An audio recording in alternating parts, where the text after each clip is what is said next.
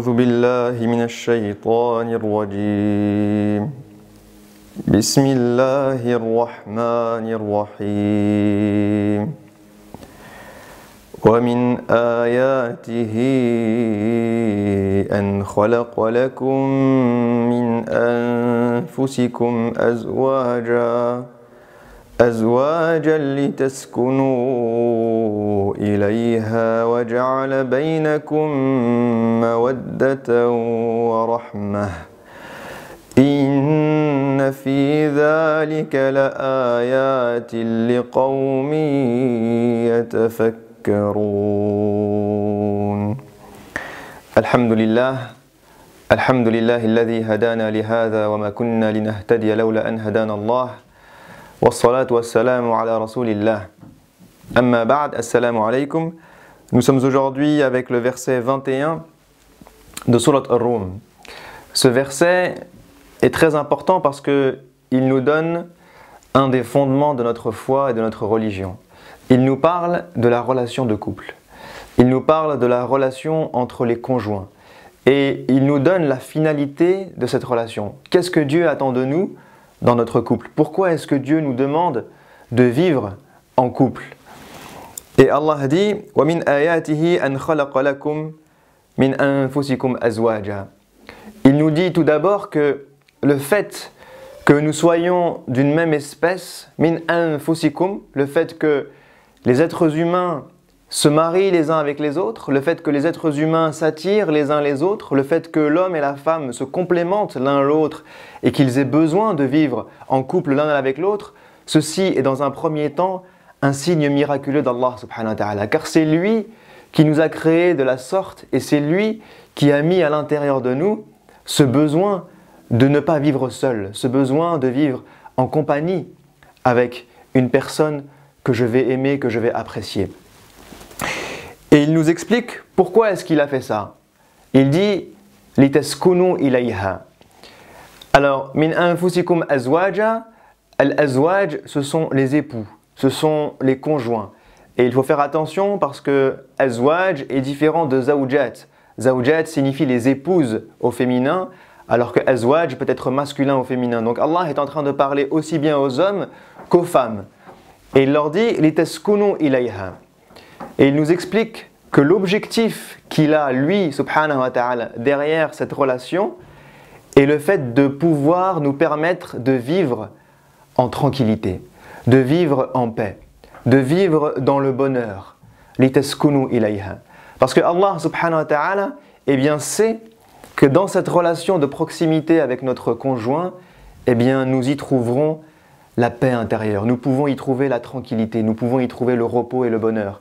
Et subhanallah, combien de fois est-ce que on rentre du travail complètement fatigué, lorsqu'on est épuisé, lorsqu'on est des fois stressé ou en surmenage, et la seule chose qu'on a envie, c'est de se poser sur le canapé avec notre conjoint.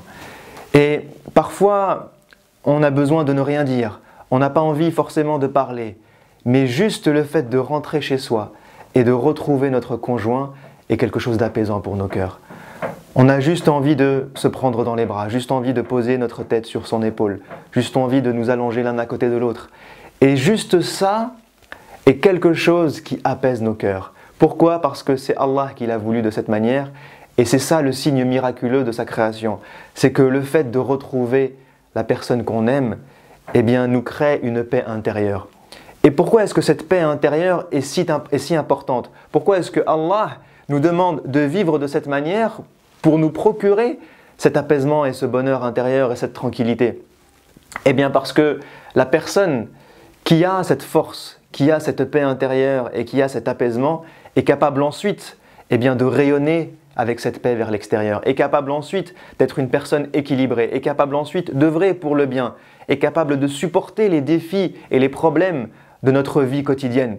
Mais une personne qui n'a pas cette paix intérieure, une personne qui est tiraillée, qui vit seule, qui ne trouve pas dans son conjoint eh bien cet apaisement, si elle a ce chaos à l'intérieur d'elle-même, si elle a ce tiraillement à l'intérieur d'elle-même, eh bien elle ne pourra pas avancer. Elle ne pourra pas avancer dans sa vie, elle ne pourra pas faire face aux défis, elle ne pourra pas œuvrer pour le bien quotidiennement parce qu'à l'intérieur d'elle-même, elle n'aura pas cette source d'apaisement. Donc ce qu'Allah nous demande et ce qu'il cherche dans cette relation maritale, eh bien ce n'est ni plus ni moins que cette vie en bonheur, en tranquillité et en apaisement. Ensuite, le verset nous explique comment aboutir à ça, puisque ce que Dieu nous demande n'est ni plus ni moins que la finalité de notre vie en couple.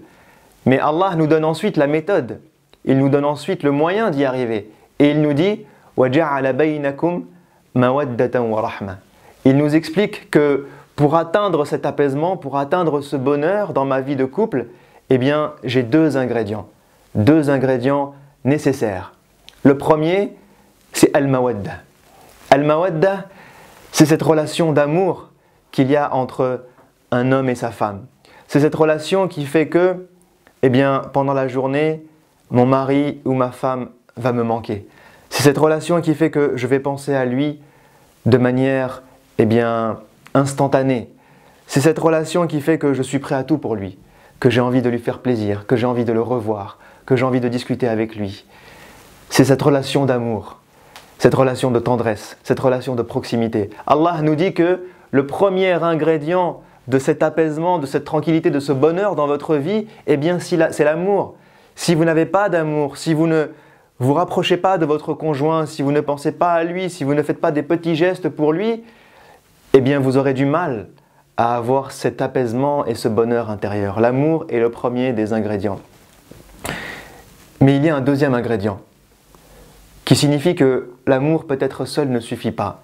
Allah nous parle du deuxième ingrédient et dit que c'est Ar-Rahma, la miséricorde, la clémence. Mais pourquoi est-ce que j'aurais besoin de miséricorde dans mon couple? Eh bien parce que l'amour c'est beau, mais vous aurez des jours où il n'y aura pas l'amour. Il y aura des jours de fatigue, il y aura des jours de stress, il y aura des jours de disputes, il y aura des jours où l'un des deux conjoints fera des erreurs, il y aura des jours peut-être où vous serez malade, il y aura la vieillesse.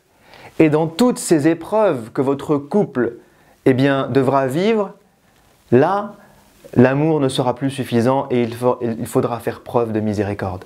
Miséricorde, ça veut dire que lorsque mon conjoint est fatigué, je prends sur moi et je l'aide. Lorsque mon conjoint est stressé, je suis à son écoute. Lorsque mon conjoint subit une phase difficile, que ce soit financièrement, dans son travail, ou que ce soit de la maladie, alors je suis à ses côtés et je le supporte, même si la vie n'est pas rose tous les jours, même si on ne s'amuse plus comme avant, même si on ne sort plus comme avant, même si on n'a plus cette flamme comme celle du premier jour, mais l'amour qu'il y a à l'intérieur de nous fait que nous allons nous accompagner jusqu'au dernier jour, que chacun d'entre nous sera là pour l'autre et supportera l'autre jusqu'à la fin. Ça, c'est la miséricorde. Même dans la vieillesse, il y a aujourd'hui des gens qui considèrent que la relation de couple ou maritale, elle est magnifique, elle est belle, tout se passe bien, on sort, on s'amuse, on s'entend bien, on profite de notre vie, alors c'est cool.